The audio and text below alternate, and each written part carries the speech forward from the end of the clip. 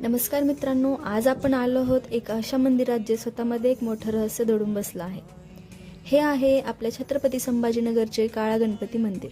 आपण नेहमी बाप्पांना पांढऱ्या, लाल किंवा सिंदूर रंगात पाहतो, पण इथे बाप्पा काळ्या रंगात विराजमान आहेत. काळा रंग म्हणजेच नकारात्मक शक्तींचा नाश आणि संकटापासून संरक्षणाचे प्रतीक मानले जाते. असं म्हणतात की इथे श्रद्धेने केलेली प्रार्थना अडथळे दूर करते आणि मनाला शांतता देते.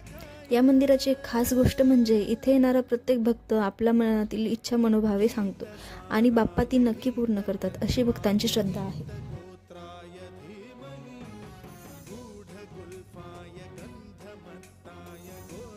तर तुम्हालाही काही अडचणी येत असतील तर एकदा तरी या काळ्या गणपती बाप्पांचे दर्शन नक्की घ्या.